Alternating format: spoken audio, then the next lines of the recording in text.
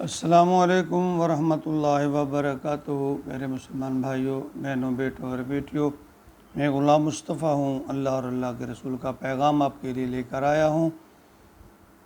اللہ رب العالمین سے دستبستہ ملتمس ہوں کہ اللہ رب العالمین مجھے سارے کام میں میری رہنمائی، نصرت فرمائے، مدد فرمائے، میری کمیوں کوتاہیوں کو معاف فرمائے، اور ہم سب کو اللہ رب العالمین اپنی اصلاح رائب کتاب پر سمجھنے کے بعد اس پر عمل کی توفیق عطا فرمائے، آمین۔ آج کا ہمارا سبق سورہ یونس آیت نمبر 74 پر مشتمل ہے۔ اعوذ باللہ من الشیطان الرجیم، بسم اللہ الرحمن الرحیم۔ ثم بعثنا من بعدہ رسلا الی قومہ فجاءوا وهم بالبینات وما كانوا ليؤمنوا بما كذبوا به من قبل كذلك نطبع على قلوب المعتدين۔ پچھلی آیت میں حضرت نوح علیہ السلام اور اس کی قوم کا واقعہ بیان فرمایا گیا، اور اب مجموعی طور پر اللہ کی طرف سے اپنے بندوں کا ایک گلہ جو ہے وہ بیان کیا جا رہا ہے۔ اللہ رب العالمین فرماتے ہیں ثم بعثنا من بعدہ رسلا، پھر ہم نے بھیجا ان کے بعد بہت سے رسولوں کو، الی قومہ، ان کی قوموں کی طرف، فجاؤہم بالبینات، انہوں نے انہیں یعنی ان کے پاس میں دلیلیں دے کر، کھلی نشانیاں دے کر، وہ اپنی قوم کے پاس گئے کھلی نشانیاں لے کر، بینات دلیلیں لے کر گئے، فما کانوا لیؤمنوا، اور وہ نہیں مان لانے والے تھے، بما کذبوا، انکار من بہی من قبل، یعنی انہی باتوں کا جو اس سے پہلے بھی، یعنی انہی باتوں سے اس سے پہلے بھی بہت سی اقوام نے انکار کیا، اور یہ بھی ایسے ہی ہیں، انہوں نے بھی ان جیسا رویہ اختیار کیا اور ان کی طرح میرے احکامات کو جھٹلایا، انکار کیا۔ کذالک نطبع، اللہ فرماتے ہیں اسی طرح ہم مہر لگا دیتے ہیں علی قلوبہم، ان کے دلوں پر، قلوب المعتدین، ان کے دلوں پر جو معتدین، حد سے گزرنے والے ہیں۔ اللہ فرماتے ہیں جو حد سے گزرنے والے ہیں، اسی طرح ہم پھر ان کے دلوں پر مہر لگا دیتے ہیں، پھر ان کو شعور، عقل، سمجھ نہیں آتی۔ حضرت نوح علیہ السلام کو آدم ثانی کہا جاتا ہے۔ ایک مرتبہ چند لوگوں کے علاوہ تمام یعنی غرق کر دیے گیا، دنیا کے جتنے بھی جو انسان تھے، بلکہ جتنے جاندار تھے سب کو غرق کر دیا، صرف وہی لوگ بچے تھے جو حضرت نوح علیہ السلام کی کشتی میں سوار ہوئے تھے۔ ان سے پھر آگے نسل بڑھی، اور اللہ تعالیٰ نے پھر دوبارہ نبیوں کی بعثت کا سلسلہ شروع کیا،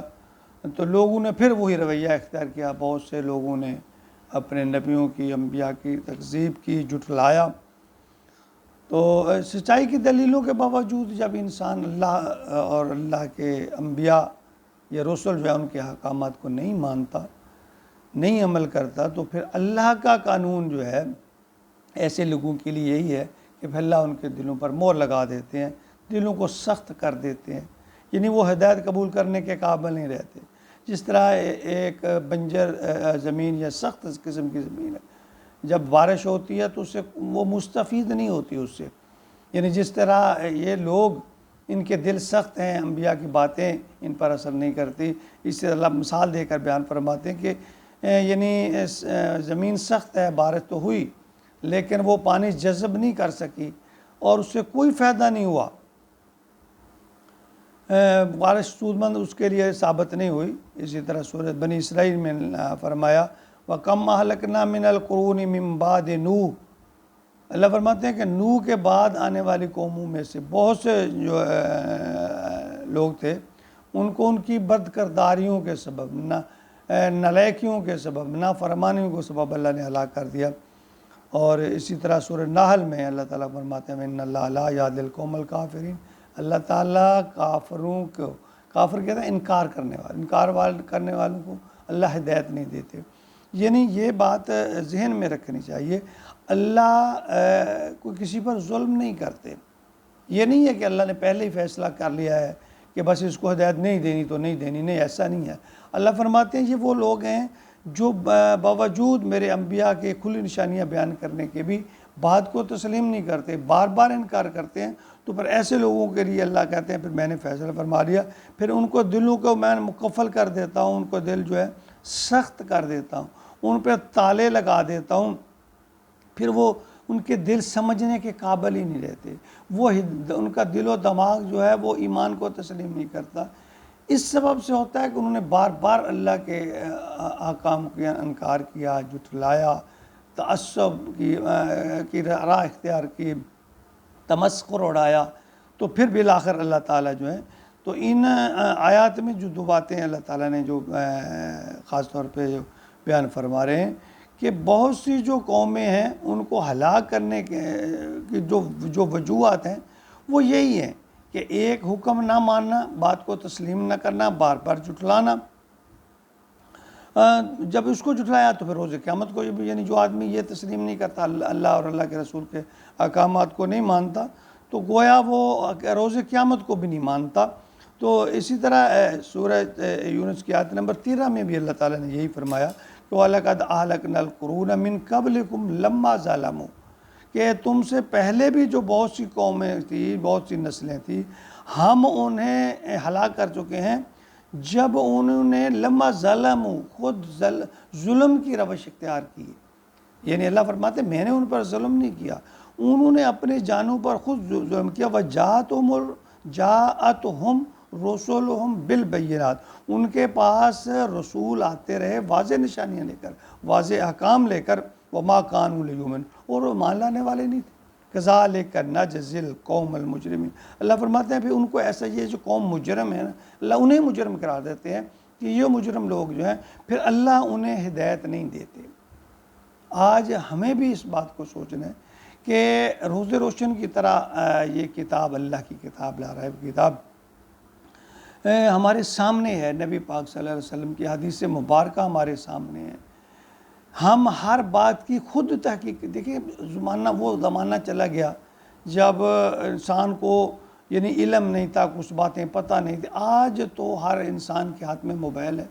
اور ہر موبائل میں اگر وہ گوگل پہ جائے تو اسے دنیا جہان کی ہر چیز مل جاتی، یعنی قرآن کا مختلف تراجم،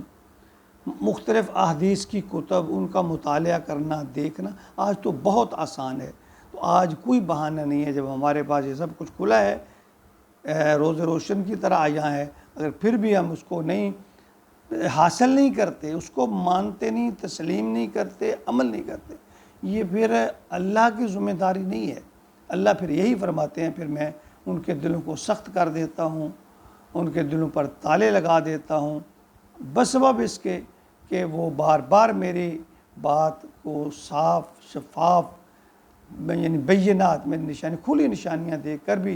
جب بات تسلیم نہیں کرتا، ہٹ درمی پہ آیا ہوا ہے، تو پھر اللہ کہتے ہیں بالآخر میں ان کو دلوں پر تالے لگا دیتا ہوں۔ اللہ معاف کرے کہ ایسا وقت آئے کہ ہمارے دلوں پر تالے لگ جائیں اور اللہ کی طرف سے راہ ہدایت کے راستے بند ہو جائیں، ہم اپنی اصلاح کر لیں، اور اصلاح کے لیے یہ شرط ہے کہ انسان کوشش کرے، نیت کرے، اللہ سے دعا کرے، تو اللہ تعالیٰ اس کے لیے ہدایت کے راستے کھول دیتے ہیں۔ اللہ رب العالمین ہم سب مسلمانوں کو راہ ہدایت نصیب فرمائے، آمین یا رب العالمین۔